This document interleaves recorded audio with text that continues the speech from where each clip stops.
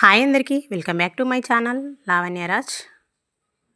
ఈరోజు స్పెషల్ వచ్చేసి మూంగ్ దాల్ కా హల్వా. ఇలా పొడి పొడిగానే కాకుండా ఇలా పీసెస్గా కూడా కట్ చేసుకొని తీసుకోవచ్చు. రండి చూసేద్దాం. ఇది చేసుకోవడం చాలా సింపుల్. ఇప్పుడు ఒక కప్పు వరకు పెసరపప్పుని తీసుకొని దీన్ని మంచిగా 4 సార్లు వాటర్లో బాగా శుభ్రంగా కడుక్కోవాలి. చూడండి, ఇలా తెల్లగా వాటర్ రాకుండా మంచిగా క్లీన్ అవ్వాలి. ఇగో ఇలా శుభ్రంగా అయ్యే వరకు 4 సార్లు కడిగేసుకొని ఇప్పుడు ఈ పప్పుని ఒక క్లాత్లోకి తీసుకుందాం.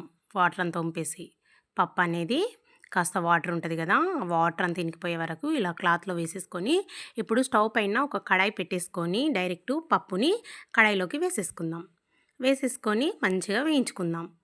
పప్పు అనేది మనం కడిగి తీసుకున్నాం కాబట్టి కాస్త వాటర్ ఉంటుంది కాబట్టి కొద్దిగా టైం పడుతుంది. అలా మంచిగా ఫ్రై చేసుకోవాలి. చూడండి, కలుపుతూనే ఉండాలండి. స్టవ్ అనేది మీడియం ఫ్లేమ్లో పెట్టుకొని దీన్ని మంచిగా కలుపుకుంటూ ఇలా గోల్డెన్ కలర్ మారే వరకు ఫ్రై చేసుకోవాలి. చూడండి, ఇప్పుడు గోల్డెన్ కలర్లో వచ్చేసింది కదా పప్పు. ఇప్పుడు ఒక ప్లేట్లో తీసుకొని కాసేపు చల్లారనిద్దాం.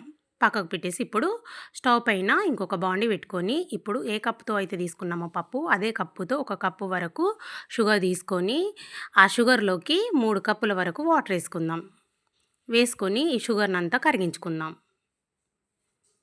చూడండి, ఇలా షుగర్ కరిగించుకుంటున్నాం కదా. ఇప్పుడు ఫ్లేవర్ కోసం దీంట్లోకి 2 యాలకులను కూడా వేసుకొని బాగా కలిపేసుకుందాం. షుగర్ అంతా కరిగిపోయింది కదా. ఇప్పుడు ఫుడ్ కలర్ ఇష్టం ఉంటేనే వేసుకోండి, వేసుకోవాలని ఏం లేదు. వేసుకుంటే మంచి కలర్ వస్తుంది, మంచిగా ఉంటుంది అనేసి వేసాను. ఇలా వేసుకొని చూడండి, ఇలా బాగా మరిగిపోయింది కదా. పాకం ఏం రావాల్సిన అవసరం లేదు. ఇలా బాగా మరిగిపోయిన తర్వాత స్టవ్ అనేది సిమ్లో పెట్టేసి పక్కకు పెట్టేసుకోవాలి.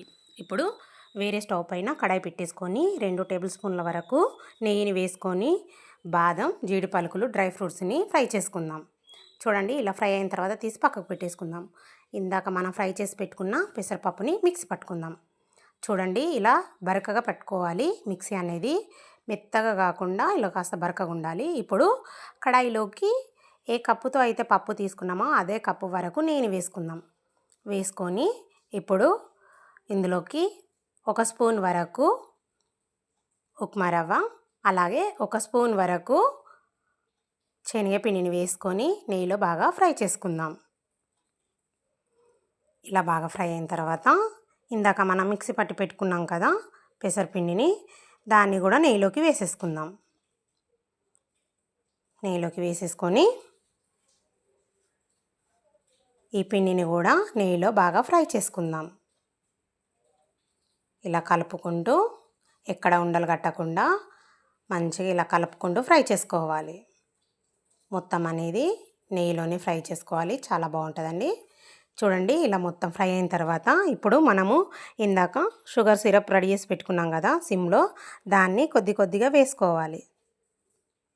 ఒకేసారి వేయకండి, బగ్మన్ మీదకి వచ్చేస్తుంది. అందుకనేసి కొద్దిగా వేసుకోవాలి స్లోగా. వేసేసుకొని మొత్తం ఒకసారి స్పూన్తో బాగా కలిపేసుకుందాం. చూడండి, ఇప్పుడు ఇది దగ్గర పడుతున్నట్టు అనిపిస్తుంది కదా. ఇది చేసేటప్పుడు అయితే స్టవ్ అనేది టోటల్గా సిమ్లో పెట్టుకొని చేసుకోవాలి. కాస్త టైం పడుతుంది కానీ చాలా బాగుంటుంది టేస్ట్ అయితే. ఇలా బాగా కలిపేసుకోవాలి. చూడండి, ఇలా బాగా కలిపేసుకున్న తర్వాత డ్రై ఫ్రూట్స్ అనేది మనం ఫ్రై చేసి పెట్టుకున్నాం కదా, చిన్నగా ముక్కలుగా కట్ చేసి వేసేసుకొని ఒకసారి బాగా కలిపేసుకోవాలి. చూడండి, ఇలా పొడి అయ్యే వరకు బాగా కలిపేసుకోవాలి. ఇలాగే మీడియంలో పెట్టేసుకొని లేకపోతే సిమ్లో పెట్టేసుకొని చేసుకున్న తర్వాత చూడండి, ఇలా పొడిలాడుతుంది కదా. ఇప్పుడు స్టవ్ ఆఫ్ చేసి తీసుకొని ఒక ప్లేట్లోకి సర్వ్ చేసుకోవడమే.